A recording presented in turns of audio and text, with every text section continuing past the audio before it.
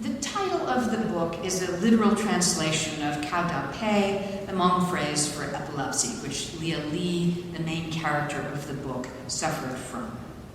And I wanted to suggest the book's cross-cultural flavor, but only a naive first-time writer would possibly give a book a name that was so difficult to remember.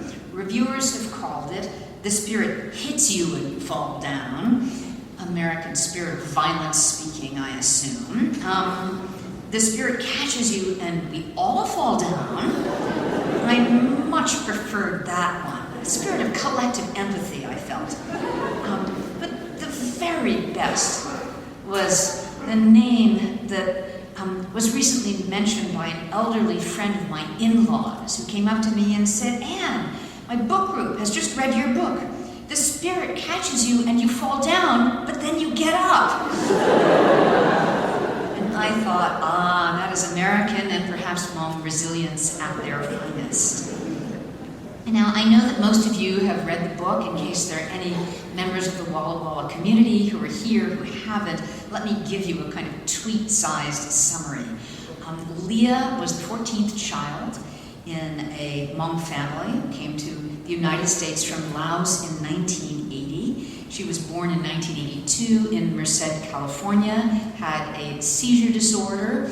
There were several years of really difficult conflict between her parents and her American doctors over her care. Her parents did not give her anti-seizure meds as prescribed.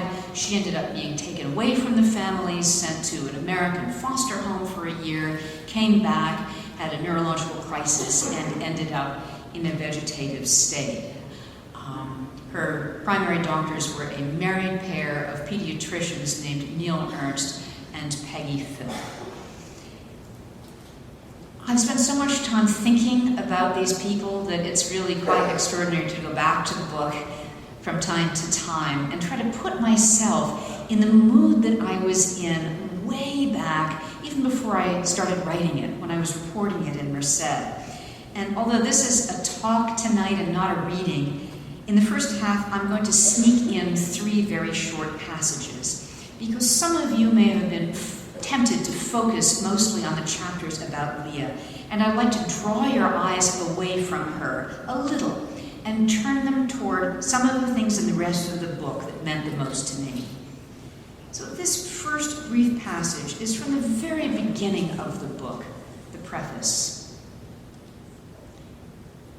"I have always felt that the action most worth watching is not at the center of things, but where edges meet. I like shorelines, weather fronts, international borders.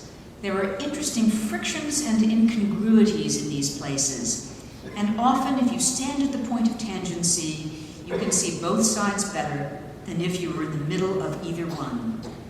This is especially true, I think, when the opposition is cultural. When I first came to Merced, I hoped that the culture of American medicine, about which I knew a little, and the culture of the Hmong, about which I knew nothing, would in some way illuminate each other if I could position myself between the two and manage not to get caught in the crossfire."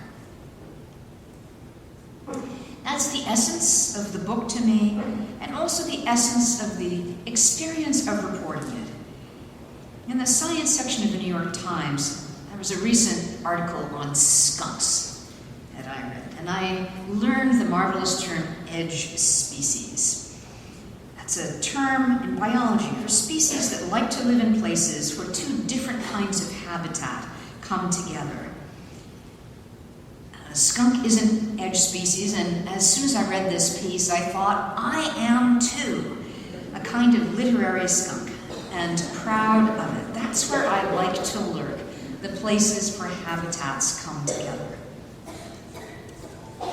And my introduction to both of these habitats didn't start out with any knowledge on my part that this would be a book. In fact, I would have been much too scared to continue if I'd known that from the start. It all began completely by accident, which isn't surprising because I think that accident is usually responsible for all the most important turning points in your life. No one ever fell in love by anything but accident. Choosing a vocation is often by accident, perhaps ending up here at Whitman. Someone recently told me that there's a bluegrass song called Love Chooses You, which contains the immortal lyric, "You can't choose who you love, because love chooses you." Well, I completely agree. Love does choose you, and this book chose me.